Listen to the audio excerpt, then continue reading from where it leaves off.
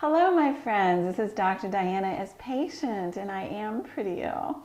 If you are a patient with an invisible illness, be it EDS, joint hypermobility, ME, or chronic fatigue syndrome, multiple sclerosis, RA, which can be more invisible than most people think, Lyme disease, dysautonomia, or POTS, well, you get the idea, you likely know the importance of getting your own exam and testing data, right? Now, I am on a mission to help spread the awareness of the importance of not just getting your own data, but the importance of getting the raw data. This means getting a copy of the MRIs, the MRVs, the blood tests, etc., not just the reports, okay?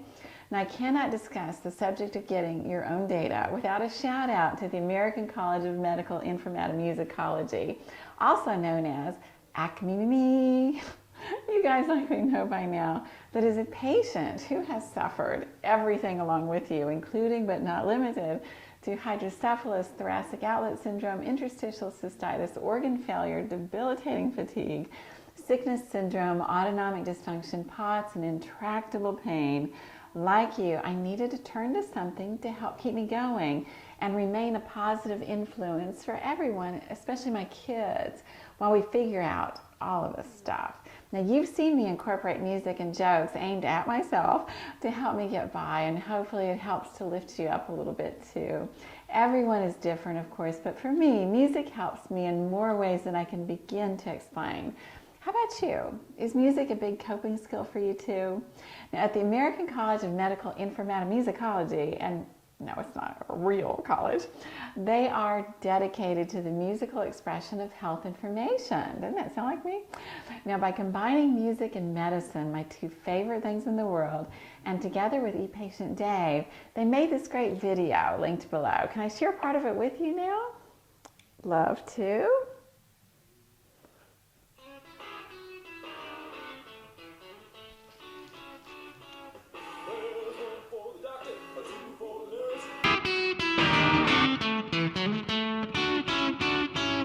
Well, there's one for the doctor, a two for the nurse. You say you're trying to treat me, so don't make me feel worse. Give me my damn data. Data about me. Give me my damn data. Data about me. Give me my damn data. It's all about me, so it's mine. You can cut up my heart, take me to the dump, feed it to the dogs, replace it with a pump. You can make me pop pills just to keep me alive, but there's one more thing I gotta have to survive. Give me my damn data. Data about me. Give me my damn data. Data about me. Give me my damn data. It's all about me, so it's mine. What would I add? Not just give me my damn data, don't you love an excuse to cuss, but give me my raw damn data. Why is this important, you ask? Well, believe it or not, doctors can make mistakes.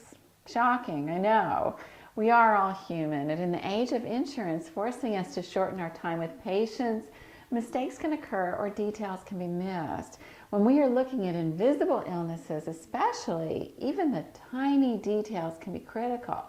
Now, can I share with you just one of the many examples I have with many types of EDS or joint hypermobility? We need to keep an eye on the size of our aortic roots, right?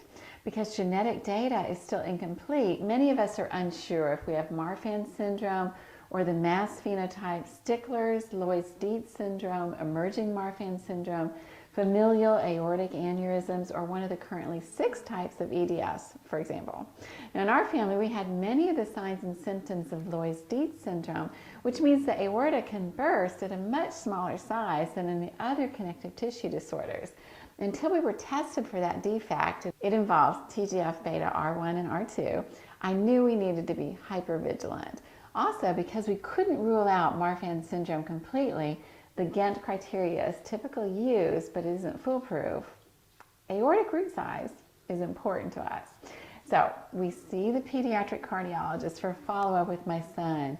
She says all is fine. Now, control freak that I am, I get the raw damn data and find out that when I graph his aortic root size, he is not fine at all. To calculate this yourself, you can calculate the body surface area and chart it on a nomogram of normal with a range of probably okay around it. Does that make sense?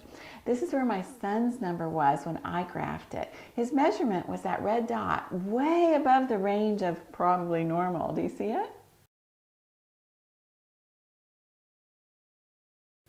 Yikes. In a semi-panic, I called the cardiologist. As it turns out, she was using a nomogram that was over 25 years old. Not acceptable, as these change over time. By the way, if you want to chart yours, all you need to do so can be found at marfan.org. Great site. Now, I know of one patient whose doctor made a mistake of 1 centimeter with this measurement.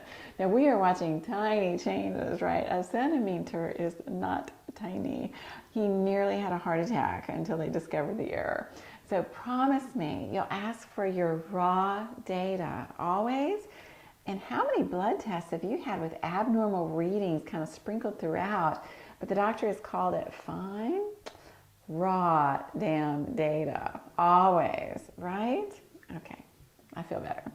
Till next time, my friends, let's continue to change our worlds, one brain cell at a time if we have to. Gentle hugs to you all. Bye.